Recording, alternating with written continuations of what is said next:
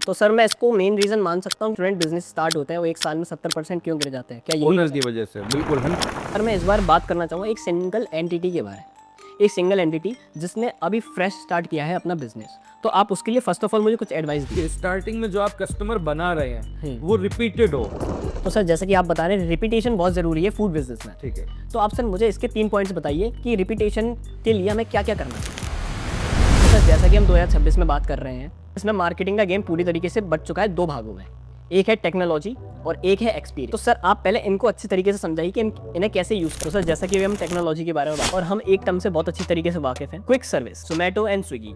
पर रिसेंटली अभी देखने को मिल रहा है कि जो लोगों के फेवरेट रेस्टोरेंट होते थे वो अब डीलिस्टिक हो गए हैं, अनअवेलेबल सर्विस हो गए हैं जोमेटो एंड स्विगी। तो सर ऐसा क्यों देखने को मिल रहा है कि बिजनेस ओनर अपने बिजनेस जोमेटो और स्विगी के द्वारा नहीं करना चाहते? वो स्मार्ट हो चुके हैं, उन्हें पता चल चुका है कि हम जोमेटो और स्विगी की वजह से हमारा कस्टमर केवल बिगड़ता है। सर हम जैसे कि देख पा रहे हैं कई सारी स्टडीज़ में हमें ये पता चला कि क्लाउड किचन का जो इंडस्ट्री है आने वाले टाइम में 2028 तक 90 मिलियन होने जा रही है। तो सर इससे हमारे मार्केट में यानी कि होटल इंडस्ट्री में क्या क्या फर्क?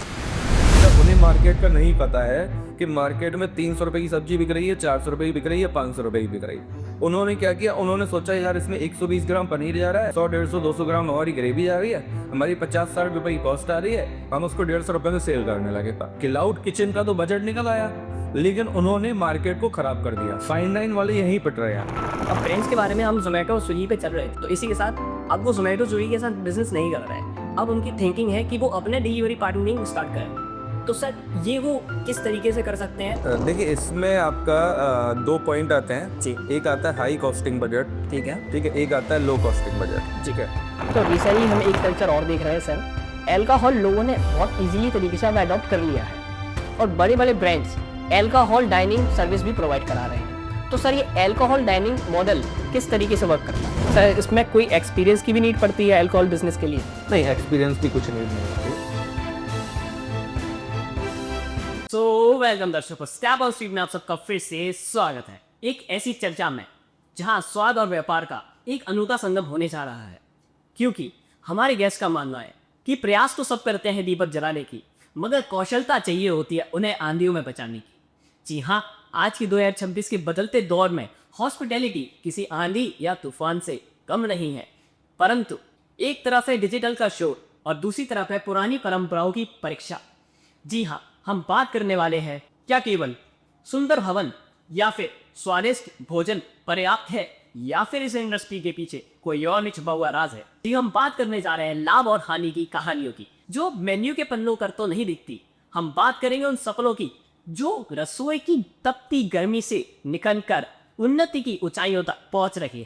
क्योंकि आज मेरे साथ एक ऐसी विभूति है जिन्होंने इस इंडस्ट्री की नफ्स को अच्छे से परख लिया है, जो सिर्फ रूम या केबल नहीं बेचते, वो बेचते हैं एक एक्सपीरियंस। वो एक्सपीरियंस जो आपको थकी हारी जिंदगी में सुकून देने का वादा करता है, वो एक्सपीरियंस जो आपकी भूख चंद मिनटों में मिटाता है, वो एक्सपीरियंस जो आपको शाही फील कराता है, वो एक्सपीरियंस जो एक व्यापारी को व्यापारी बनाता है। तो आइए आज चर्चा करते हैं 2026 की उन नीतियों को जो आपको सक्सेसफुल बिजनेस बनाने में मदद करेंगी। क्योंकि ये पॉडकास्ट आपको हेल्प करेगा आपके पर्सनल बिजनेस R&D में। ये पॉडकास्ट इस नज़रिए से बनाया गया है कि जिससे आप अपने बिजनेस की थिंकिंग को इम्प्रूव कर पाएं, और इस पॉडकास्ट को लास्ट तक जरूर देखिएगा। Welcome to step on street, और स्टेप ऑन स्ट्रीट को लाइक शेयर कमेंट सब्सक्राइब जरूर करें, क्योंकि स्टेप ऑन स्ट्रीट ही सिखा रहा है कि किसी भी इंडस्ट्री में कैसे कैसे आपको स्टेप ऑन स्ट्रीट करना है। तो स्वागत कीजिए शुभम गुप्ता जी का, जिनका व्यक्तित्व ही उनकी व्यवसाय की पहचान है। तो आइए सर आपका बहुत बहुत स्वागत है स्टेप ऑन स्ट्रीट पे। तो सर जैसा कि हमने आपके बारे में पता किया है कि आप बिजनेस को कंसल्टेंसी भी प्रोवाइड कराते हैं, मतलब जो बिजनेस डूब रहा होता है सर उसको टेक ओवर करते हैं और उसको रिवाइव करते हैं। तो सर आप मुझे अपने इसी एक्सपीरियंस के बारे में बताएं कि आप किस तरीके से काम करते हैं। देखिए हमारी एक कंसल्टेंसी है जिसका नाम है सत्या हॉस्पिटैलिटी, जिस पे हमारी सारी टीम वर्क करती है प्रॉपर तरीके से। अब जो प्रॉपर्टी अपनी डूब रही होती है उनको हम रीमैनेज करने की कोशिश करते हैं पूरी, और कोशिश नहीं, हम 100% गारंटी लेते हैं उस चीज़ की कि हम उसको सक्सेस करते हैं। सर कितना टाइम में? Only 3 months. Only 3 months? सही। 90 डेज। ओनली 90 डेज, सही। कैसे आप पॉसिबल कर रहे हैं? देखिए पॉसिबिलिटी ये होती है, हम पूरी प्रॉपर्टी को टेक ओवर करते हैं, उसमें बहुत सारी ट्रिक्स होती हैं, उनको हम फॉलो करते हैं। जो चीज़ें मिसमैच हो रही होती हैं वहाँ पे, जैसे कि आपका कैश फ्लो मिसमैच हो रहा होता है, ओनर जिनको ट्रैक नहीं कर पाते हैं। आपका स्टोर मिसमैच हो रहा होता है, उनको ट्रैक नहीं कर पाते हैं। फर्स्ट इसमें आता है सबसे पहली चीज़ है आपकी किचन। अगर किचन जैसे आपकी सेल बहुत ज़्यादा हो रही है और आपका कंट्रोल कम है, वेस्टेज आपकी बहुत ज़्यादा हो रही है, आपका उस पर कंट्रोल नहीं है, तो आप ये समझिए आप कभी सक्सेस नहीं हो पाएंगे इस चीज़ में। ओके तो सर मैं उन बिजनेस ओनर्स के लिए पूछना चाहूँगा फर्स्ट ऑफ ऑल कि उन्हें कब ये कॉन्फिडेंस आना चाहिए कि वो आपको हायर करें। देखिए, कॉन्फिडेंस तो स्टार्टिंग से रखना चाहिए। जी। स्टार्टिंग में ओनर क्या सोचते हैं कि नहीं नहीं इसको हम रन कर लेंगे, ओके लेकिन उनको एक्सपीरियंस इस चीज़ का नहीं होता है। ओके लेकिन फिर भी वो कोशिश करते हैं कि नहीं हम इसको हम रन करेंगे। तो मेरा मानना है आप भले ही छोटी सी कंसल्टेंसी स्टार्ट करिए, किसी जीएम का एक्सपीरियंस लीजिए, या फिर आप किसी कंसल्टेंसी के साथ अपने आप को हायर करवाएं। ठीक है, कंसल्टेंसी के साथ अगर आप वर्क करेंगे तो आपको बहुत सी चीज़ें ऐसे हैं जिनको आपको डीपली नहीं पता है। जी। ओनर को केवल इतना पता होता है कि हमने होटल खड़ा कर दिया, कस्टमर आने लगे, उनको हमने सर्विस दे दी, दैट्स इट। जी। लेकिन जो डीपली चीज़ें हैं उनको वो ध्यान नहीं दे पाते ना। जी। जैसे कि होता क्या है, आप किचन में आप कंट्रोल कैसे बनाएंगे, आपको नहीं पता है ना कि इतने रुपए में इतनी चीज़ आनी चाहिए। बिल्कुल। अब आपने कोई पार्टी 50,000 रुपये की ली, 100 लोगों की आपने पार्टी बुकिंग करी 50 लोगों की, लेकिन उसमें क्या हुआ, आपने 60,000 रुपये की लागत लगा दी, तो इस चीज़ को आप कैसे कंट्रोल करेंगे? जी। तो इसमें आपको कंसल्टेंसी का सहारा लेना बहुत ज़रूरी है। तो आप सिस्टम को किस तरीके से सुधारने वाले हैं, मुझे उनके 3 की फैक्टर्स बताइए। देखिए, की फैक्टर्स जो हैं वो 2 या 3 ही बताऊंगा। सर पूरे क्यों नहीं बता सकते? पूरे इसलिए नहीं बता सकते, फिर आप कंसल्टेंसी ज्वाइन नहीं करेंगे आप। चलिए ठीक है, बताइए। ठीक है, देखिए ऐसा होता है बेसिकली, जो हमें सबसे पहले पॉइंट ध्यान रखने चाहिए, किचन है, मेन पार्ट अपना किचन है। दूसरा, आपको कैश जो आपका काउंटर है उस पर भी कंट्रोल बहुत रखना चाहिए। ओके। कंट्रोल मीन्स होता क्या है कि आपने जैसे कोई पार्टी कर रहे हैं या कोई रेस्टोरेंट आप रन कर रहे हैं, आपको पता है हमारा 20,000 रुपये की आज हमारा सामान आया जी, तो उस 20,000 में आपको पूरे दिन काम चलाना है। ठीक। अगर आपकी सेल बढ़ रही है, बहुत ज़्यादा अगर बढ़ रही है कि 50% आज सेल बढ़ गई, ओके। तो आप कैश में परचेस करिए सेम डे।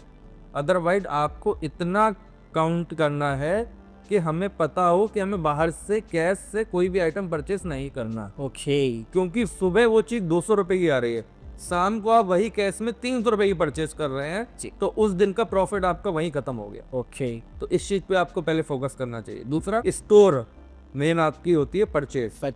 परचेस में क्या करना है आपको 200 रुपये की कोई चीज़ आ रही है, ठीक है, मार्केट में, लेकिन आप थोड़े से एफर्ट डाल के वो चीज़ 140 में भी मिल सकती है। बिल्कुल। तो ये जो स्टोर मैनेजर वर्क करता है, इसको आपको पिनअप करना, ओके। उसको पुश करना है कि भाई जा मार्केट में देख, ये चीज़ इतने रुपए में मेरे को मिल रही है, तुम 200 रुपये की क्यों मना रहे हो? ठीक, क्योंकि जब वो चीज़ आपका महंगी आ रही है तो पौष्टिक एक एक चावल के दाने से भी निकलती है। कि 100 ग्राम चावल में या 150 ग्राम चावल में आपका 1% तैयार होता है, जो कि आपके रेस्टोरेंट में 300 रुपये का सेल होता है। बिल्कुल। अगर 100 ग्राम वो राइस आपने फेंक दिया या खराब हो गया तो उस चीज़ पे भी आपको ध्यान देना है, तभी आप प्रॉफिट में आ सकते हैं जी। तो ये पॉइंट्स हैं जो हमें बिल्कुल ध्यान रखने चाहिए। ओके, ऐसे बहुत से पॉइंट्स हैं जो कंसल्टेंसी के थ्रू आपको ध्यान रखना चाहिए। जी। तो सर मैं आपका कुछ एक्सपीरियंस जानना चाहूँगा कि आप मुझे कुछ अपने उन बिजनेस आउटलेट के बारे में बताएं जो लॉस में जा रहे थे, उनकी क्या कॉमन मिस्टेक? देखिए, अभी तक तो हमारा कोई भी ऐसा आउटलेट गया नहीं जो कि लॉस में गया हो। जितने मैंने अपने हैंड से चलाए हैं वो कोई भी आउटलेट ऐसा नहीं है जो लॉस में अभी भी जा रहा हो या पास में भी गया हो। उसमें से कुछ ओनर जो ज़्यादा स्मार्ट होते हैं वो उनकी वजह से कुछ प्रॉपर्टी डाउन में गई हैं। जी। डाउन में नहीं, फिर वो शट डाउन ही हुई है। मेनली इसमें यही होता है ओनर की स्मार्ट ओवर कॉन्फिडेंस कह सकते हैं या ईगो कह सकते हैं कि हम ओनर हैं तो हम अपने तरीके से प्रॉपर्टी को चलाएंगे, हम जीएम और मैनेजर की बात नहीं सुनेंगे, या स्टाफ को हम साथ लेकर नहीं चलेंगे। उन बातों का अगर ओनर ध्यान नहीं रखेंगे तो वही ओनर फेल होते हैं। जी। तो सर मैं इसको मेन रीजन मान सकता हूँ, स्टूडेंट बिजनेस स्टार्ट होते हैं वो एक साल में 70% क्यों गिर जाते हैं, क्या यही? ओनर की वजह से, बिल्कुल 100%। ओके। 100% ओनर की वजह से गिरे। उन्हें लगता है हम रेस्टोरेंट का पैसा उठा के कहीं और यूज़ कर लें। ओके। अब उन्होंने पैसा उठा के यूज़ कर लिया, अब वो सोचते हैं अगले महीने जब पैसा आएगा तब हम सैलरी देंगे स्टाफ की या तब हम वेंडर का पेमेंट करेंगे, तो वो वहीं से चीज़ें बिगड़ना स्टार्ट हो जाती। तो सर इसके साथ ये भी चीज़ पूछना चाहूँगा कि हॉस्पिटैलिटी बिजनेस किन कैरेक्टर्स के लिए ज़रूरी है? देखिए, जिनको एक्सपीरियंस है पहले तो वही करें। ओके। कम से कम इतना तो पता हो कि हम रेस्टोरेंट में किस तरीके से बैठ के खाना खाते हैं। ओके। अब जो कभी रेस्टोरेंट गए नहीं हैं, हाँ वो होटल बना रहे हैं जी, रेस्टोरेंट बना रहे हैं, अपने हिसाब से होटल को चलाना चाह रहे हैं, वहीं रेस्टोरेंट 1 साल में वाइंड अप हो जाता है। ओके। तो आपको एक्सपीरियंस ही नहीं पता है कि एक जीएम का काम क्या है, मैनेजर का काम क्या है। आपको एक्सपीरियंस पहले लेना चाहिए, और अगर आपके पास एक्सपीरियंस नहीं है तो आप किसी कंसल्टेंसी को हायर कीजिए। ओके, तो सर जैसे कि हमने अभी क्या कहते हैं बिजनेस के बारे में तो बात कर लिया और हमने काफ़ी सारे आउटलेट्स के बारे में बात कर लिया, पर मैं इस बार बात करना चाहूँगा एक सिंगल एंटिटी के बारे में। एक सिंगल एंटिटी जिसने अभी फ्रेश स्टार्ट किया है अपना बिजनेस, तो आप उसके लिए फर्स्ट ऑफ ऑल मुझे कुछ एडवाइस दी। अभी अगर आप कोई भी रेस्टोरेंट चालू कर रहे हैं, कोई भी नया रेस्टोरेंट चालू कर रहे हैं, तो पहले तो आप अपनी कॉस्ट निकालिएगा। कॉस्ट का मीन्स कि आपको 2 करोड़ रुपए अगर लगाना है ठीक। किसी रेस्टोरेंट को चालू करने के लिए, आपने अपना बजट निकाला 2 करोड़, और आपने 2 करोड़ का एस्टीमेट भी आप बना चुके हैं। ठीक है। ठीक है, तो कम से कम आपके पास 50 लाख रुपए बैकअप होना चाहिए। फर्स्ट पॉइंट तो ये है, ठीक सर। क्योंकि 6 महीने तक आप प्रॉफिट नहीं निकाल सकते किसी भी कंडीशन में। किसी भी कंडीशन में। ओके। ठीक है, अब इसमें एक पॉइंट ये आता है आपका कि प्रॉफिट नहीं निकाल सकते का मतलब ये है कि आपके पास अगर प्रॉफिट हो रही है तो आप उस पैसे को यूज नहीं कर सकते। ओके। आपके पास बैकअप होना बहुत जरूरी है। बहुत ज़रूरी है। हो सकता है कि आपने ओपनिंग में 3 महीने जो रेस्टोरेंट चलाया है, पहले महीने आपने उसमें 15 लाख रुपए की सैलरी डिस्ट्रीब्यूट करी, आपकी सेल आई 25 लाख रुपए। दूसरे महीने आपने 12 लाख की, तब भी आपकी सेल आई 25 लाख रुपए। तीसरे महीने आपने 10 लाख रुपए की सैलरी पे की, तब आपकी सेल आई सेम 25 लाख रुपए। तो होता क्या है, ये धीमे धीमे सेटअप बनता है। डे 1 से आप कॉस्ट नहीं निकाल सकते, क्योंकि ओपनिंग में आपको नहीं पता होता है कि पब्लिक कितनी आ सकती है। पब्लिक 100 मेंबर्स की भी आ सकती है, 200 की भी आ सकती है, 300 की भी आ सकती है, आपकी रेस्टोरेंट की कैपेसिटी के हिसाब से। दूसरा, आपको ध्यान ये रखना चाहिए कि स्टार्टिंग में जो आप कस्टमर बना रहे हैं वो रिपीटेड हो। हाँ, फूड बिजनेस में रिपीटेशन बहुत ज़रूरी है। लोगों को क्या लगता है, यार मेरे पास तो बहुत भीड़ आ रही है, बहुत भीड़ आ रही है। उनके ओनर के अंदर ईगो आ जाता है, बैंकर वाला। वो कहते हैं, अरे अब तो राजा हम ही हैं, हम ही पैसा कमाएंगे जी। हमारा तो बहुत अच्छा चल रहा है, हमारा फूड टेस्ट बहुत अच्छा है, सबसे अच्छा है, तभी तो हमारे पास इतनी भीड़ आ रही है। हाँ। लेकिन लोगों को ये नहीं पता होता है कि हर नए रेस्टोरेंट में भीड़ बहुत स्टार्टिंग में जाती जाती, लेकिन उनको हमें कैसे कंटिन्यू करना है, कैसे रिपीट करना है, उनका ध्यान रखना बहुत जरूरी है। तो सर जैसे कि आप बता रहे हैं रिपीटेशन बहुत ज़रूरी है फूड बिजनेस में, ठीक है, तो आप सर मुझे इसके 3 पॉइंट्स बताइए कि रिपीटेशन के लिए हमें क्या क्या करना चाहिए। देखिए, नंबर 1 पे आपको पीआर अपने स्ट्रॉन्ग करने चाहिए। यार स्ट्रॉन्ग करने से। नंबर 2 पे आपको मेंबरशिप कार्ड बनाने चाहिए। नंबर 3 पे आपको फीडबैक लेना चाहिए कस्टमर। ये 3 पॉइंट बहुत जरूरी है अगर आपको रिपीट करना है जी। जैसे हम फर्स्ट पॉइंट पे आते हैं, पीआर क्या मतलब है, आपका पर्सनल रिलेशन, पर्सनल रिलेशंस जी। इसमें क्या होता है, आपका ओनर भी इंक्लूड होता है, जीएम भी इंक्लूड होता है, मैनेजर भी इंक्लूड होता है, और शेफ भी इंक्लूड होता है। रीजन, जैसे कि आप अगर मैनेजर आपके फ्लोर पर बिजी है, तो कोई आपका जो हेड शेफ है उसको भी कभी कभी रेस्टोरेंट में जाके आप कस्टमर से फीडबैक लेना चाहिए। ओके। उनसे रिलेशन बनानी चाहिए कि सर आप आए, कैसा आपको फूड लगा, हमारा फूड कैसा है, सर मैं शेफ हूँ, यहाँ का हेड शेफ हूँ, अगर कोई कमी है तो आप मेरे को बताइए, और नेक्स्ट टाइम आप जब भी आएँ तो आप कॉन्टैक्ट नंबर ले जाइए, सब पहले से कॉल कर दीजिए। इस तरीके के पीआर आपको बनाने चाहिए, इसको पीआर बोलते हैं। ऐसे ही वो शेफ पे वर्क करते हैं, ऐसे जीएम पे वर्क करते हैं, ऐसे ही मैनेजर पे वर्क करते हैं, और ऐसे ही ओनर पे वर्क करते हैं जी। ओनर को भी मंथ में कम से कम 5-7 लोगों से ऐसे फीडबैक लेने चाहिए, कंपलसरी है जी। दूसरा अपना आता है मेंबरशिप। कस्टमर को बुलाने के लिए हमें एक मेंबरशिप कार्ड बनाना, ये आपके पास 1 ईयर के लिए वैलिड है, और ये फ्री अभी हम दे रहे हैं। ओके, 1 साल के बाद हम इसका चार्ज लेंगे मेंबरशिप कार्ड का, लेकिन अभी हमारा नया ओपन हुआ है तो हम इसको फ्री ऑफ कॉस्ट डिस्ट्रीब्यूट कर रहे हैं जी। उसमें कुछ टीएनसी होंगी कि ये सर 31st दी नाइट को वैलिड नहीं है, 31 दिसंबर को, या 1st को वैलिड नहीं है, होली को वैलिड नहीं है, दिवाली को वैलिड नहीं है। ओके। बाकी ऑल डेज रेगुलर डेज में आपका वैलिड है। इसमें आपका 10% डिनर तो वैलिड है, ऑल टाइम डिस्काउंट 15% आपका लंच में वैलिड है। ओके। जब किसी की पॉकेट में आपके ब्रांड का मेंबरशिप कार्ड डला होगा, हाँ। तो वो सोचेगा नहीं कि यार हमें कहीं और कॉल करने की जरूरत है जी। जब आपका फूड अच्छा है, आपकी सर्विस अच्छी है, आप उससे अच्छे से रिलेशन बना के रख सकते हैं, और प्लस पॉकेट में आप उसका मेंबरशिप कार्ड डला हुआ है जी, तो 100% कस्टमर सीधा वहीं जाएगा। ये एक स्मार्ट मार्केटिंग है सर, बहुत बढ़िया जी। सर फीडबैक और बताइए। हाँ, तीसरा पॉइंट जो आपका फीडबैक का है, फीडबैक का मैं वही बोलना चाहूंगा कि फीडबैक में आपको कंसिस्टेंसी रखनी चाहिए। ओके। आपके पास 15 से 20 टेबल आई जी लास्ट डे में, तो उस 15 से 20 में 10 लोगों ने फीडबैक फॉर्म भरा। ओके। हो सकता है 5 लोगों ने नहीं भरा, 5 लोग नहीं भी भरते हैं, किसी को फोर्स नहीं कर सकते, काफी लोग अपना कॉन्टेक्ट नंबर भी नहीं देना चाहते हैं जी। लेकिन उन 10 लोगों ने अगर भरा है, उसमें आपने देखा 5 तो एक्सीलेंट है, 4 आपके एवरेज हैं जी एक आपका सिंगल स्टार है। जी तो ऐसा नहीं है आपके केवल सिंगल स्टार वालों को और 4 स्टार वालों को ही कॉल करेगा, आप 5 स्टार वालों को भी कॉल करिए। ठीक। जिन्होंने अच्छा बोला है, हो सकता है वो कुछ चीजें ऐसी बताएं आपको कि यार हमें तो बहुत अच्छा लगा है, लेकिन आप ये चीज और एड ऑन कर सकते जिससे कि हमें एक नया इनोवेशन मिले। हैं, नया मिले, नई कोई एडवाइस मिले। जी बहुत सी एडवाइस ऐसी होती हैं कि हम अपने अंदर नहीं ढूंढ पाते हैं, हमें किसी दूसरों की वजह से वो चीजें मिलती हैं। जी। तो सर इसके साथ जैसे कि हम बात कर रहे हैं फीडबैक के बारे में, तो दर्शकों मैं आपको बताना चाहता हूँ कि सैम ऑल्टमैन ने अभी चैट जीपीटी पे पेड एड्स चलाना स्टार्ट किया है, और वो एड्स आपकी रेटिंग पे ही डिपेंड करेंगे कि आपकी गूगल पे किस तरीके से रैंकिंग है, इसलिए आपको अपने फीडबैक्स काफ़ी अच्छी तरीके से मैनेज करने पड़े। तो सर जैसा कि हम 2026 में बात कर रहे हैं, इसमें मार्केटिंग का गेम पूरी तरीके से बच चुका है 2 भागों में, एक है टेक्नोलॉजी और एक है एक्सपीरियंस। तो सर आप पहले इनको अच्छी तरीके से समझाइए कि इन्हें कैसे यूज़ कर सकते हैं। देखिए, ये आपकी टेक्नोलॉजी और एक्सपीरियंस का मामला है, वो 2 चीज़ों में डिवाइड होता है। जी कुछ लोगों के रेस्टोरेंट की लोकेशन बहुत अच्छी होती है, जी लेकिन फिर भी वो मैनेज नहीं कर पाते हैं। कुछ लोगों के रेस्टोरेंट की लोकेशन अच्छी नहीं होती है जी। या मार्केट अच्छी नहीं होती है, वो भी मैनेज नहीं हो पा रहे हैं। जी तो इसमें दोनों चीज़ों में फ़र्क है। ओके अगर आपकी लोकेशन अच्छी है तो आप एक्सपीरियंस में वर्क कीजिए। एक्सपीरियंस का मतलब ये है कि कस्टमर अगर आपके रेस्टोरेंट में बैठा है तो उसे एक किंग वाला फील होना चाहिए, किंग वाली वाइब्स आनी चाहिए, उसको लगे कि हमारे चारों तरफ स्टाफ है जो कि हमें अटेंड करने के लिए ही बैठा है। जी सर। तो सर मैं एक्सपीरियंस तो आपका समझ चुका हूँ कि कस्टमर को हमें क्या फील कराना है, पर अब हम बात कर रहे हैं जो हम पहले चल रहे थे टेक्नोलॉजी। तो सर हमें कौन सी टेक्नोलॉजी यूज़ करनी चाहिए जिससे हम एक्सपेंड कर पाए। जो हमारे रेस्टोरेंट की लोकेशन अच्छी नहीं है जी लेकिन हमें उसकी विजिबिलिटी बढ़ानी है, जी या वो विजिबल नहीं हो पा रहे हैं, जी तो हमें सोशल मीडिया पे वर्क करना चाहिए।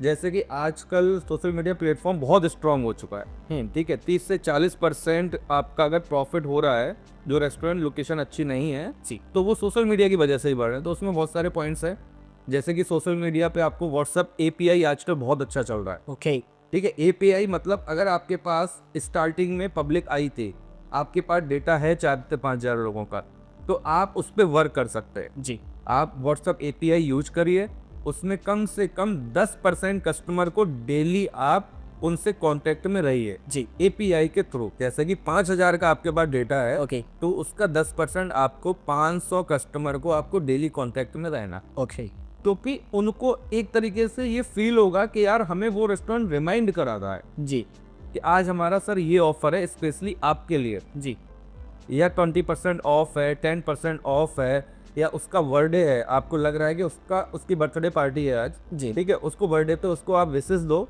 जी। कि आपके लिए स्पेशली 20% डिस्काउंट है यार, बाकी आप यहाँ का सेलिब्रेट करिए।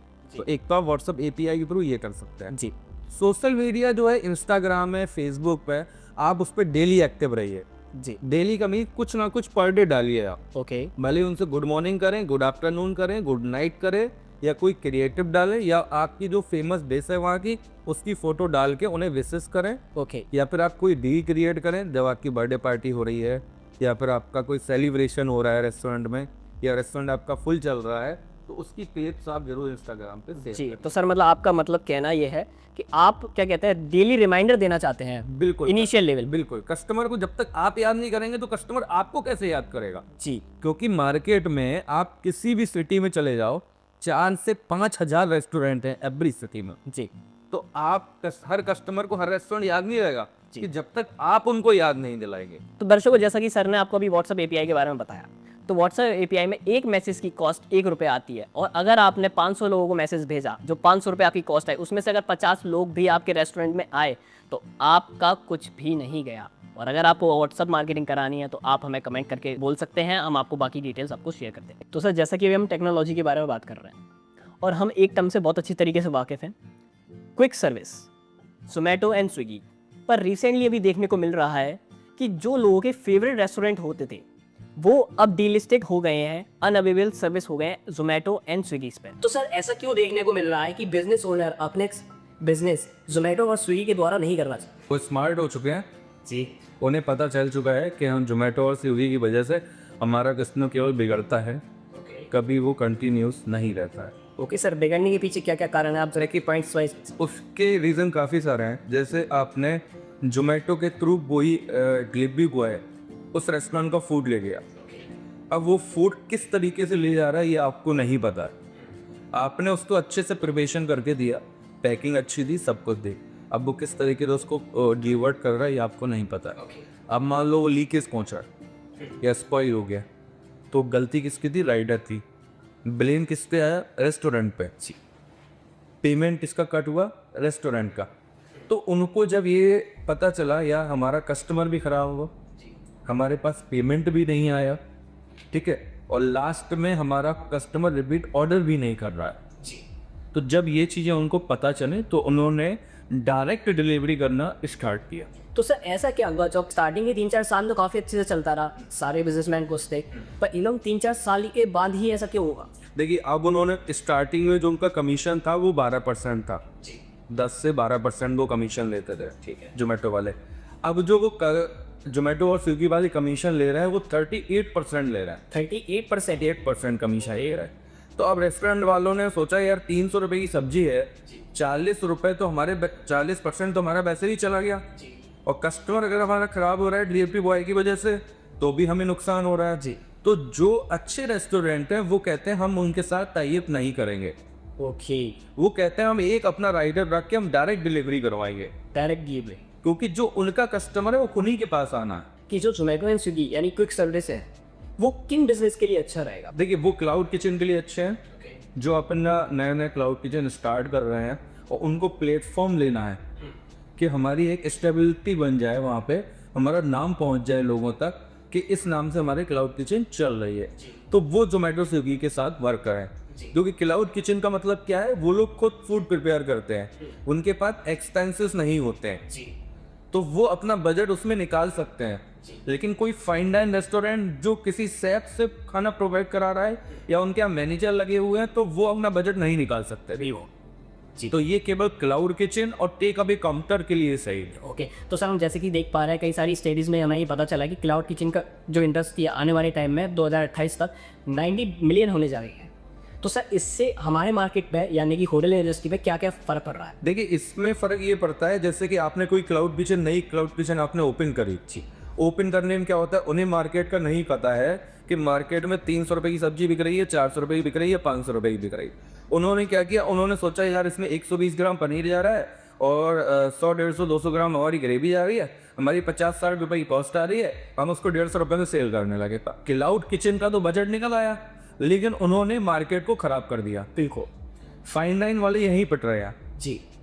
पहले फाइन डाइन क्यों वर्क कर रहे थे, उसका एक रीज़न था, 300 रुपये की सब्जी के उन्हें पूरे पैसे मिल रहे थे, तो कस्टमर को मतलब जब ऑर्डर करता था तो उनको कोई हेजिटेशन नहीं रहती थी कस्टमर को।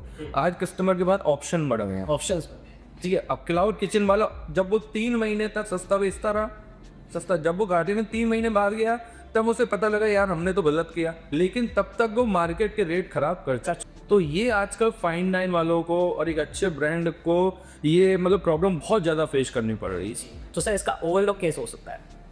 देखिए इसका कम करने की मैं कहता हूँ जो भी क्लाउड किचन खोल रहे हैं या जो भी लॉन्ग टाइम के लिए चलाना चाहते हैं, तो वो ये करें, पहले मार्केट में सर्च करें कि 300 रुपये की सब्जी बिक रही है, 250 की बिक रही है, 200 रुपये की बिक रही है। आप उसको बैलेंस बना के चलिए। 10-20 रुपये से किसी का कुछ नहीं बिगड़ता कि आप 20 रुपये कम करके बेचेंगे तो कस्टमर को कोई फर्क नहीं पड़ेगा, उसको जिस ब्रांड से लेना है वो उसी ब्रांड से लेगा। 10-20 रुपये के पीछे वो नीचे वाले लोअर ब्रांड से नहीं लेगा।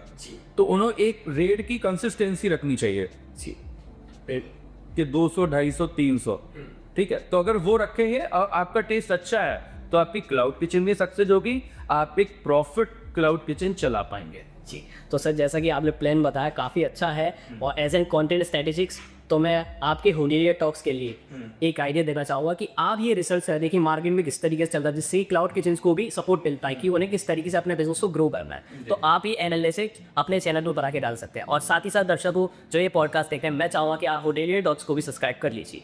तो सर जैसे कि आपने बताया काफ़ी अच्छे तरीके से बताया, अब मैं इसी साल एक चीज़ और पूछना चाहूँगा। आपने छोटे क्लाउड किचन के बारे में बता दिया, छोटे फाइन डाइन के बारे में बता दिया, अब बात करते हैं ब्रांड्स की।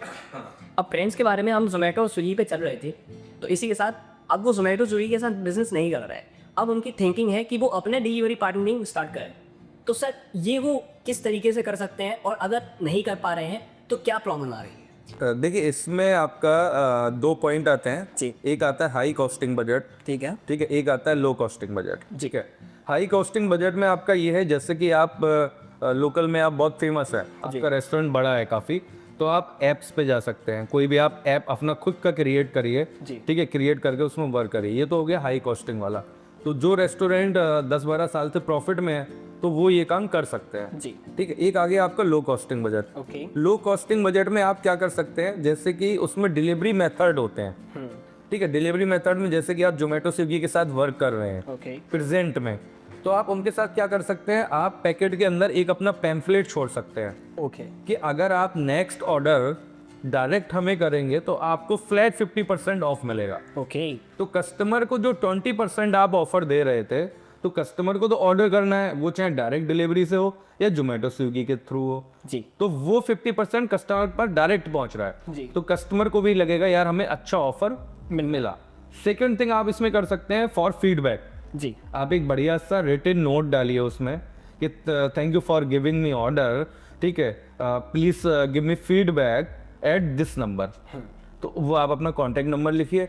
उसमें से क्या होता है, अगर कस्टमर के पास गलत ऑर्डर पहुंचा होगा डिलीवरी बॉय के थ्रू, तो वो आपको कॉल करेगा डायरेक्ट। ओके। तो उससे क्या होगा, आपके पास कस्टमर का डेटा कलेक्ट होगा, जी। प्लस आपको एक्चुअल फीडबैक भी मिलेगा। सर बहुत अच्छा पॉइंट बताया आपने। जी। है ना, फीडबैक आपके लिए बहुत जरूरी है। जी। मेन है कस्टमर को अप्रोच करना और कस्टमर का फीडबैक फीडबैक लेना लेना। लॉन्ग टाइम रेस्टोरेंट चलाने के लिए। Long time restaurant. तो जब आपके पास डेटा कलेक्ट हो जाए, फिर आपको डेली ऑफर भी आप कर सकते हैं कस्टमर को, क्योंकि आपके पीआर बनना स्टार्ट हो गए वहां से। ये एक नई बिजनेस अपॉर्चुनिटी हो सकती है कि आप किसी का डेटा कलेक्ट कर रहे हैं और आपको पता है कि आने वाले टाइम में data is a new fuel, तो आपको अपना डेटा कलेक्ट ज़रूर करना है। ओके सर, बहुत अच्छे तरीके से आपने सर जोमेटो स्विगी के बारे में बताया, मैं काफ़ी इंप्रेस हुआ आपसे। तो सर इसी के साथ साथ आगे बात करते हैं ब्रांड बिल्डिंग के बारे में। हम काफ़ी सारे फूड ब्रांड्स भी देखते हैं, हम लोकल फूड ब्रांड्स भी देखते हैं, पर कुछ लोग होते हैं जो ब्रांड्स को पीछे छोड़ के अपनी लोकेलिटी में हाई होते हैं। तो सर इसी के साथ मेरे पास दो क्वेश्चन आ रहे हैं कि क्या हमें अपनी ब्रांड बिल्डिंग फर्स्ट करनी चाहिए या फिर हमें अपनी रैपिड एक्सपेंशन करनी चाहिए?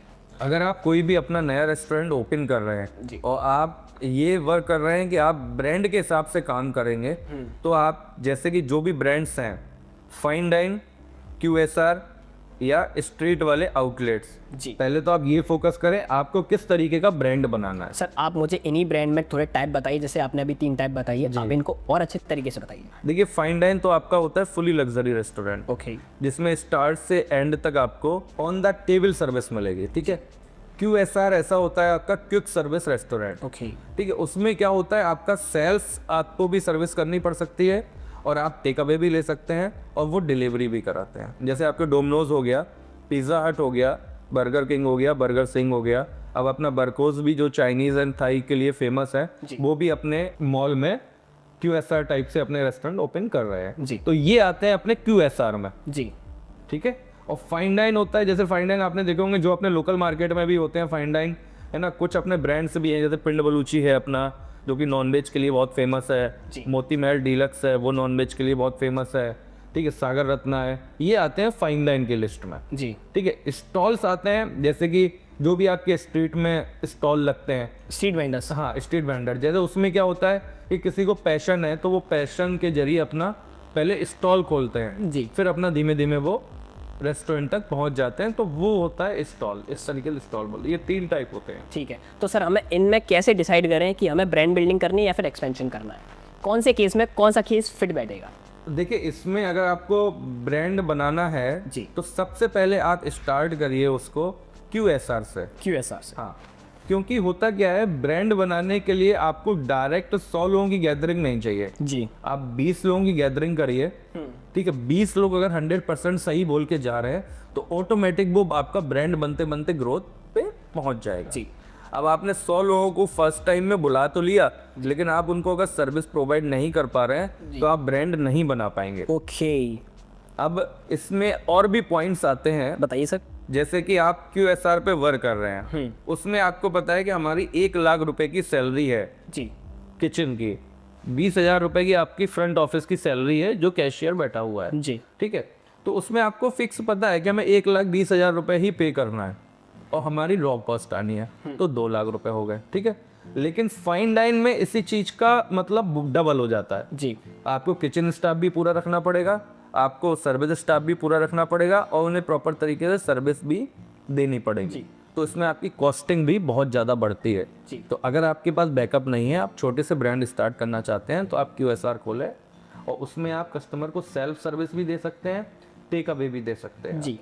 तो सर मैं बात करना चाहूंगा मोती महल के बारे में, और जो हम मोती महल आउटलेट्स अभी देख भी रहे हैं, या तो वो अच्छे से सर्विस प्रोवाइड नहीं करा पा रहे हैं या फिर वो वाइंड अप हो रहे हैं। सर ऐसा क्यों हो रहा है, इससे हमें क्या सीखना चाहिए? देखिए, मोती महल डीलक्स अपना ये 2 ब्रांड हो चुके थे। पहले था अपना मोती महल डीलक्स, ठीक है। अब इनके 2 भाई हैं, है ना, तो इन्होंने क्या किया, पहले तो इनका पार्ट में डिवाइड हो गई ये चीजें। ओके, बंटवारा हो गया। इसमें क्या हुआ, एक तो चला गया मोती महल डीलक्स नाम आ गया, एक आ गया Moti Mahal deluxe tandoori trial. Okay. तो ये 2 लोग थे, आपस में भाई थे, तो ये लोग अभी डिवाइड हो गए जी। तो जो चीज 15 साल पहले थी वो नॉर्मल सी बात है, बंटवारे में खत्म हो जाती है। बिल्कुल। ठीक है। फिर इन्होंने क्या किया, इन्होंने अपना पैटर्न चेंज कर दिया। जी। इन्होंने सोचा यार इंडिया में तो हमारा जितना चलना था उतना चल गया, ये अब आउट ऑफ इंडिया जाने लगे। ओके। तो मोती महल डीलक्स ने और मोती महल डीलक्स तंदूरी ट्रायल ने, दोनों ने अपने आउट ऑफ इंडिया अपने आउटलेट्स या फ्रेंचाइजी देना उन्होंने शुरू कर दिया, एक्सपेंशन स्टार्ट किया। हाँ। तो उन्होंने सर क्या किया, इंडिया में उन्होंने उस चीज पे, सर्विस पे बिल्कुल भी ध्यान नहीं दिया। ओके। ठीक है, क्योंकि मोती महल आप देखो 10 साल पहले 15 से 20 लाख रुपए फ्रेंचाइजी फीस लेती थी अपने नाम का। जी। प्रेजेंट में वो 7 लाख रुपए में दे देती है। ओके। तो कहीं ना कहीं ये उनका पॉइंट रहा है कि वो लोग अच्छे से इंडिया में वर्क नहीं कर रहे हैं, वो आउट ऑफ इंडिया भागने की लगाए हुए हैं। जी। ठीक है। अब जैसे मोती महल का फेमस क्या था, दाल मखनी और तंदूरी रोटी। जी। जब दरियागंज में पहला आउटलेट इनका खुला हुआ था, तो ये दाल मखनी देते थे। इनका जो तंदूर था वो फर्श के नीचे था। Okay, underground. फर्श के नीचे था, जैसे ये आपका ग्राउंड है, ग्राउंड के नीचे तंदूर बना हुआ था। ओके। तो वो दाल मखनी पकती थी, घुटती थी अच्छे से, उसको 24 घंटे बनने में लगते हैं। तो उनकी दाल मखनी मोती महल की फेमस थी जी। एक टाइम पे। तंदूरी रोटी भी उनकी बहुत अच्छी थी जी। तो वो काफी अच्छा चला उस टाइम पे। अपने प्राइम मिनिस्टर जो नेहरू जी थे उस टाइम पे मोती महल के बहुत अच्छे गेस्ट थे। ओके। जी। मोती महल के नीचे जाने के ये 3 पॉइंट मैं आपको बताता हूँ। नंबर 1 पे तो हो गया आपका बंटवारा, जिससे ये लोग अलग अलग हुए। जी। दूसरा इनका हुआ कि आउट ऑफ इंडिया इनका वर्क करना, अननेसेसरी ये लोग एक्सपेंशन करने लगे, इंडिया में छोड़कर आउट ऑफ इंडिया जाने लगे। ठीक है। तीसरा इनका पॉइंट था, जो पॉइंट है इनका, वो ये है कि इनका फाइन डाइन फेमस था। जी। अब इस जगह आपका वर्क करता है फाइन डाइन और QSR। जी। ठीक है। इनका फाइन डाइन फेमस था कि आदमी वहां पे, इनका कल्चर क्या था, वहां बैठता था, कम से कम 1 से 1.5 घंटे वो हर फूड को एंजॉय करता था। क्योंकि ये नॉनवेज में फेमस रहे हैं। जी। इन्होंने काफी रेस्टोरेंट अल्कोहल वाले भी चलाए हैं। जी। ठीक है। तो इनका रिदम था फाइन डाइन में। जी। लेकिन इन्होंने पैसे कमाने के चक्कर में क्या किया, इन्होंने अपने QSR खोलने शुरू कर दिए। जी। इन्होंने मॉल में छोटे छोटे आउटलेट खोलने शुरू कर दिए। ठीक है। तो वहां से ये फेल हो गए। जी। फेल होने का रीजन क्या है, जब आप जिस लाइन में हैं तो आपको उसी लाइन में और गहराई से जाना चाहिए, जी। ना कि ज्यादा डिवाइड होना चाहिए। ये एक बहुत अच्छी लर्निंग है। जी। तो मेरे को ये लगता है आप जिस चीज में फेमस है आप उसी विदन में जाइए पहले। जी। तो इसलिए इनके आउटलेट कम होने लगे, लोगों ने फ्रेंचाइजी लेना कम कर दिया। तो सर जैसे कि आपने एक्सपेंशन के बारे में बताया, आपने मोती महल के एक्सपेंशन के बारे में बताया, अब मैं बात करना चाहूंगा बोरकोस के बारे में कि वो भी एक्सपेंड कर रहे हैं, चाइनीज और थाई के लिए काफी ज्यादा फेमस है, और वो भी अपनी QSR सर्विस लेके आ रहे हैं। तो क्या उनका भी यही फ्यूचर हो सकता है? नहीं, उनका नहीं होगा। देखिए, बरकोज एक चाइनीज और थाई में फेमस रेस्टोरेंट है ऑल ओवर इंडिया। जी। और वो अभी इंडिया में ही वर्क कर रहे हैं। जी। उनके जितने भी आउटलेट्स हैं, मुझे नहीं लगता कि 2% आउटलेट भी उनके ग्रो नहीं कर रहे हैं, सारे आउटलेट्स ग्रो कर रहे हैं। जी। उसका रीजन ही है, एक तो उनकी SOP कंट्रोल है। ठीक है। और वो अगर चाइनीज और थाई में अगर वर्क कर रहे हैं तो उनका रिदिंग रहता है केवल हम चाइनीज और थाई ही अच्छे से प्रोवाइड करें। केवल उनका एक ही फोकस है। जी। जब आप अपना टारगेट चारों तरफ घुमा देते हैं तो आप फेल हो जाते हैं। जी। उसमें जैसे अपने बरकोस के जो फाउंडर हैं वो कबीर सर हैं, कबीर अडवाणी सर। तो मैं उनसे मिला भी हूँ 2-3 बार। जी। तो काफी अच्छा उनका बिहेवियर है। तो वो क्या करते हैं, उनकी जो SOPs फिक्स हैं वो हर आउटलेट्स के लिए फिक्स है। जी। ऐसा नहीं है कि इस आउटलेट में हम कुछ अलग वर्क करेंगे, उस आउटलेट में हम कुछ अलग वर्क करेंगे। जी। तो वो QSR में भी वर्क करते हैं, तो वो QSR के तरीके से वर्क करते हैं। जी। वहां पे उन्होंने फुल पोर्शन की वैल्यू नहीं रखी है। जैसे कि हम फाइन डाइन में जाते हैं, अगर हमने चिली पनीर ग्रेवी लिया 350 रुपए का है, तो वहां पे उन्होंने 350 का नहीं सेल कर रहे हैं, वो QSR के हिसाब से सेल कर रहे हैं। जी। उन्होंने क्या निकाला, उनको पता है यहाँ पे कैंडिडेट 3 आते हैं या 2 आते हैं या सिंगल मेंबर भी आता है, तो उन्होंने वहां पे कॉम्बोज निकाल रखे हैं। जी।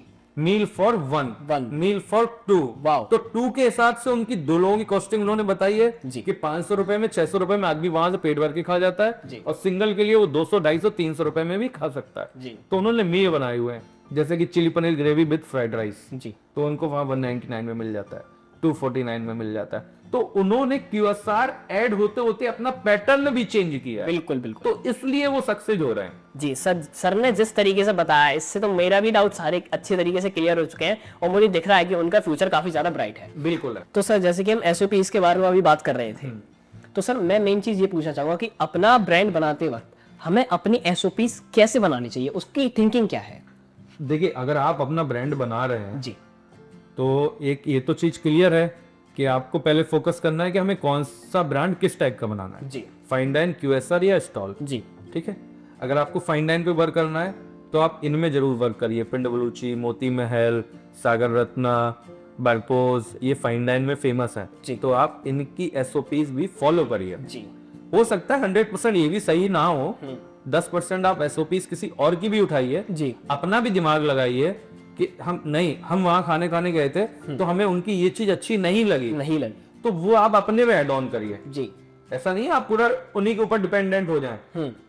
तो ये आप फाइन डाइन में अगर आप करना चाहते हैं तो इन पे आप वर्क करिए। जी। आप अगर QSR में वर्क करना चाहते हैं तो आप QSR में, जैसे कि आपका पिज्जा हट है, डोमिनोज है, मैकडोनल्ड्स है, आप इन पे वर्क करिए। इनकी SOPs उठाइए, उनको लर्न करिए, कॉपी मत करिए आप जी, कि सेम कॉपी करके आप वही पैटर्न छाप दें। इसे मॉडिफाई करिए, मॉडिफाइड करिए। आप उसमें दिमाग लगाइए कि इनकी गलतियां इसमें क्या है, वो हम किसी और से लेके एड ऑन करके उसको फिर चालू करें। जी।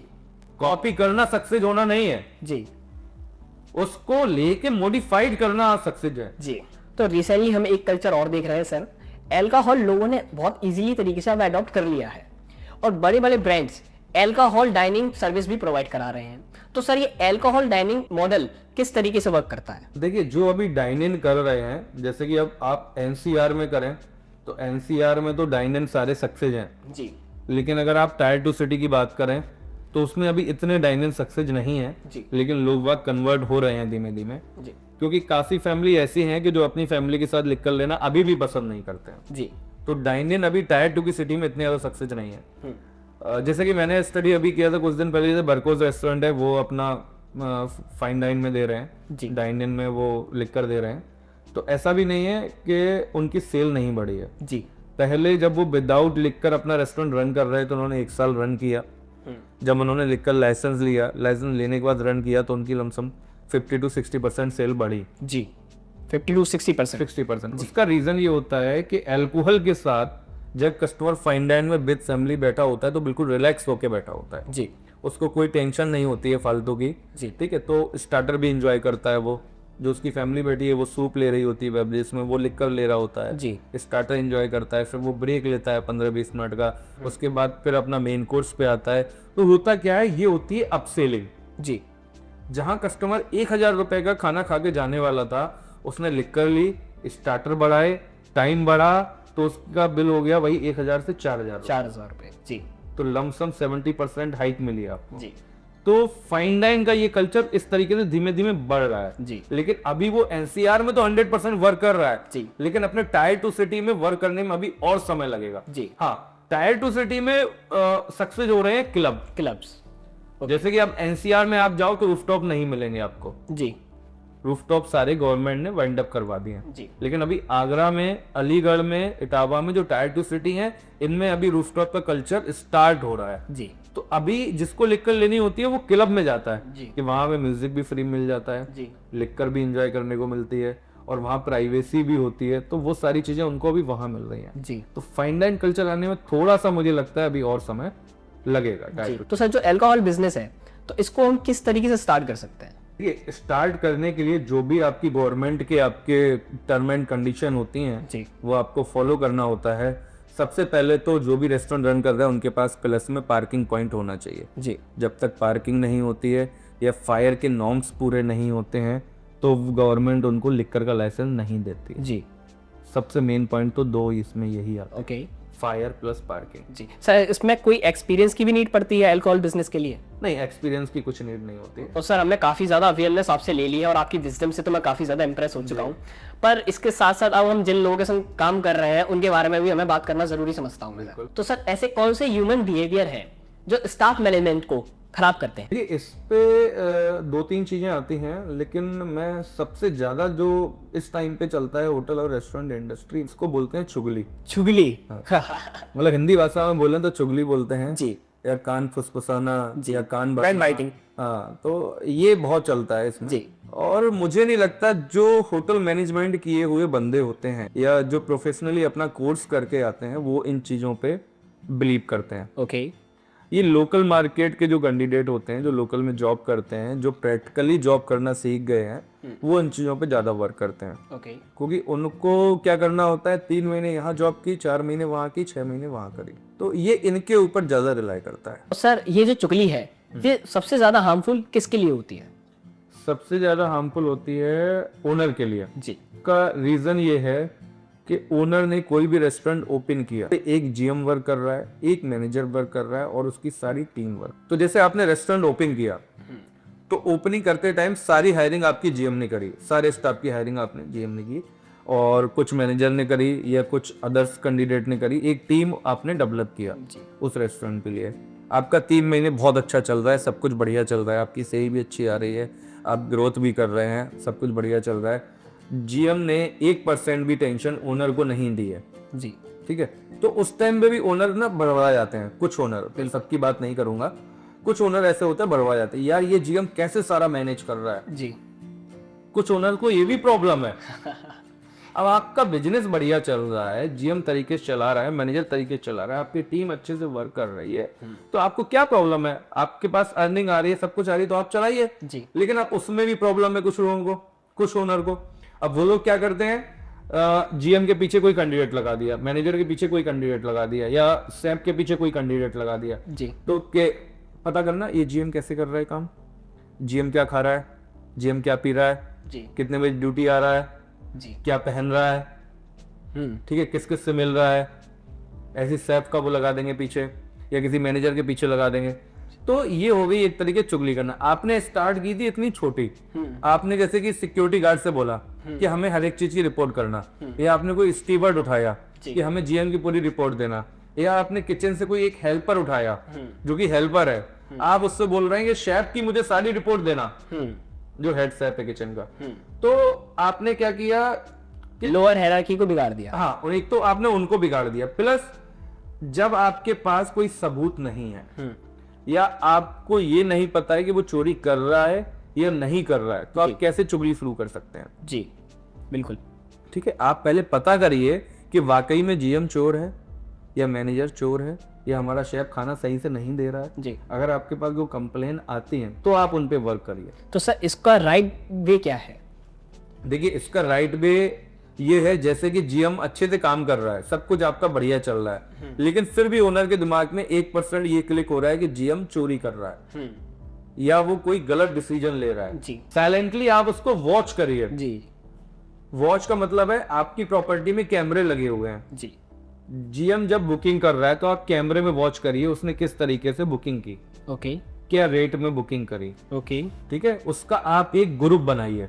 जी group means party advance booking group, okay उस रेस्टोरेंट का। ठीक है। कि आपके पास कोई भी एक बुकिंग आ रही है, आप उस पे जैसे ही बुकिंग हो तुरंत आप उसको अपडेट कर दीजिए, उसको व्हाट्सएप ग्रुप में सेंड कर दीजिए। जी तो आपके पास क्वेरी आ रही है पूरी, उसमें कस्टमर का नाम होगा, कॉन्टेक्ट नंबर होगा, कितने % की बुकिंग हुई है, क्या क्या मेनू है, सारा कुछ आपका उसमें अपडेट हो गया। आपके पास रिपोर्ट आ गई। जी एक ये पार्टी का पार्ट अलग हो गया आपका। अब आता है कैश में, कैश। कि कैश में जीएम क्यों इन्वॉल्व है। जीएम का काम कैश पे जाना है नहीं, पहली बात तो। ओके ठीक है, कैशियर का काम है, कैशियर और ओनर का काम होता है कैश को हमें कैसे मैनेज करना है। ओके अगर जीएम उसमें इंटरफेयर कर रहा है तो वो भी उसका गलत है।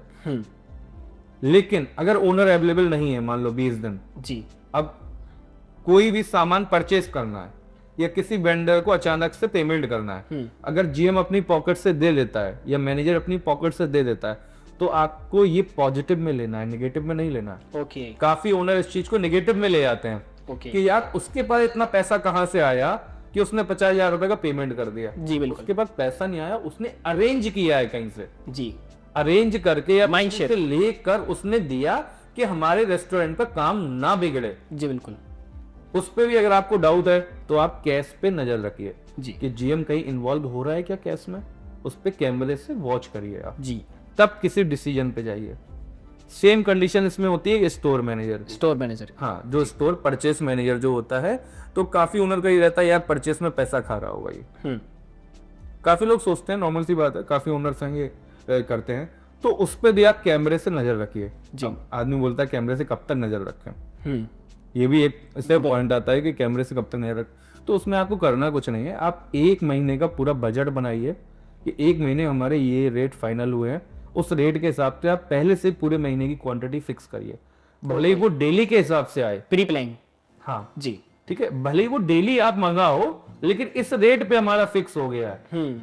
हमारी 50 किलो आटा लगना है तो 50 किलो लगना है, भले ही वो डेली 2 किलो आ रहा है, कोई दिक्कत नहीं, लेकिन रेट फिक्स है, देखें वो कहां से चोरी करेगा। बिल्कुल बहुत अच्छा पॉइंट है सर ये। ठीक है, अब एक इसी में पॉइंट आपका आता है, चौथा पॉइंट जो आता है एक शेफ का, कि शेफ की वेस्टेज कैसे हो रही है। शेफ की वेस्टेज, हाँ, शेफ मतलब फूड वेस्टेज कैसे कर रहा है। जी। आपको लग रहा है कि शेफ तो ये खाते हैं वो खाते हैं, ठीक है, आपको लग रहा है, आपके दिमाग में चल रहा है, तो वो भी आप कैमरे से ही वॉच करिए। जी आप इधर पे स्टोर मैनेजर को टाइट करिए कि पनीर 2 किलो देना है तो शाम को 2 किलो का हिसाब ले जी, 2 किलो पनीर में आपके कितने पोर्शन बिके हैं, आप कैश काउंटर से उससे रिपोर्ट लीजिए कि सर आज पनीर के कितने पोर्शन बिके हुए हैं, आप मुझे उसका डेटा दीजिए। बिल्कुल। आप शायद से बैठकर उसको मिलवाएं और मिलवाने के बाद फिर आप ट्रैक करें, अगर तब आपका कुछ कम हो रहा है तो आप बात करेंगे शेफ ये 200 ग्राम पनीर या 300 ग्राम पनीर कहाँ गए, लेकिन ब्लेम ना करें, ब्लेमिंग नहीं, प्रैक्टिकलिटी जरूरी है। अब जैसे इसमें क्या हुआ कि सिक्योरिटी गार्ड ने जीएम को बोल दिया या जीएम की चुगली करना शुरू कर दिया, आपने सारा वॉच कर लिया, आपको कुछ नहीं मिला 1%, तो आप सेटिस्फाइड हो गए? बिल्कुल नहीं यार, हमारा जीएम तो बढ़िया है, हमारी टीम सारी अच्छे से काम कर रही है। चुगली में इसका नेगेटिव इफेक्ट क्या पड़ता है कि आपने किसी सिक्योरिटी गार्ड को उसके ऊपर लगाया या किसी स्टीवर्ड को लगाया कि पार्टी बुकिंग करते टाइम बेटा ऐसे खड़े रहना, हाँ। उसके ऊपर खड़े रहना, एक तो उधर पे जीएम के जितने एफर्ट थे वो खत्म हो गए, अथॉरिटी खत्म हो गई पूरी। बिल्कुल। तो जीएम को लगेगा यार मैं क्या चोर हूँ जी, कॉन्फिडेंस लो हुआ, कॉन्फिडेंस लो हो कि हमारे ऊपर खड़ा कर दिया है जी।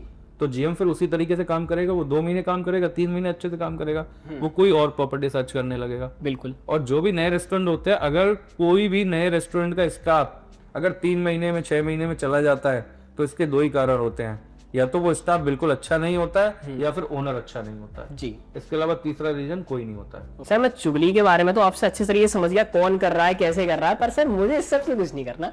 सर आप मुझे ये बताइए कि चुगली से मेरे बिजनेस को नुकसान क्या हो रहा है। देखिए बिजनेस को नुकसान ये होता है, जैसे कि कोई मैनेजर है आपका, सीधी बात आप ये समझें, आप अगर मैनेजर की चुगली करना शुरू कर देंगे, अगर वो राइट टाइम चल रहा है, सब कुछ अच्छा कर रहा है, तो कुछ ओनर को ये लगता है कि ये गलत कर रहा है, मतलब सीधी बात ये गलत कर रहा है, ठीक है, तो आप उसकी चुगली करेंगे, कितने दिन चुगली कर लेंगे जी? 2 दिन, 4 दिन, 5 दिन, 1 महीने, 2 महीने, आप भी थक जाएंगे। लेकिन जो आप जिससे चुगली करवा रहे हैं वो मैनेजर की सुनना बंद कर देगा जी, क्योंकि वो लोअर स्टाफ है। एक सिक्योरिटी गार्ड से अगर आप चुगली करा रहे हैं या किसी स्टीवर्ड से चुगली करा रहे हैं, कल को वो अपनी टीम की ब्रीफिंग लेगा तो वो 2 कैंडिडेट जिससे आप चुगली करा रहे हैं जी, वो उसकी सुनेंगे ही नहीं। बिल्कुल। और जब वो सुनेंगे नहीं तो आपकी टीम खराब हो जाएगी जी, क्योंकि जब 2 आज नहीं सुन रहे, कल आप दूसरे 2 को बताएंगे, वो तीसरे 2 को बताएंगे, वो कहेंगे सब ओनर से कांटेक्ट करो। तो मैनेजर और जीएम का काम क्या है? जी बिल्कुल, यहाँ पे जीएम की पावर यूज हो रही है। पावर क्या वही लूज हो गया है जी पावर क्या वही लूज हो गया ना, सीधी सी बात है, आप उसकी अथॉरिटी खत्म कर रहे हैं। बिल्कुल। तो जब आपकी टीम खराब हो गई तो कोई आप नई टीम लाएंगे जी, नई टीम लाएंगे, नई तरीके से काम करेंगे, नए तरीके से रेस्टोरेंट चलेगा जी। और जब एक टीम जाएगी तो किचन का स्टाफ भी जाएगा, फ्रंट ऑफिस स्टाफ भी जाएगा, सारा स्टाफ जाएगा जी। और आप नुकसान एंड ऑफ द क्या हुआ कि ओनर का हुआ कि आपका कस्टमर बिगड़ा। सीधी बात ये है जी, आपका ट्रस्ट भी लूज हुआ। बिल्कुल जी। तो दर्शकों, जैसा कि हमने समझा कि कैसे हॉस्पिटैलिटी वर्क करती है, और अगर आपको ये पॉडकास्ट अच्छा लगा है तो इसे please like, comment, share, subscribe जरूर करें। और आप चाहते हैं कि हम सत्य हॉस्पिटैलिटी के ऊपर पूरी एक कंसल्टेंसी वीडियो बना के आपको दें, तो आप जल्दी से जल्दी चैनल को सब्सक्राइब करें, लाइक करें एंड कमेंट करें, क्योंकि स्टेप ऑन स्ट्रीट ही आपको सिखा रहा है कि कैसे कैसे किसी भी इंडस्ट्री में आपको स्टेप ऑन स्ट्रीट करना है।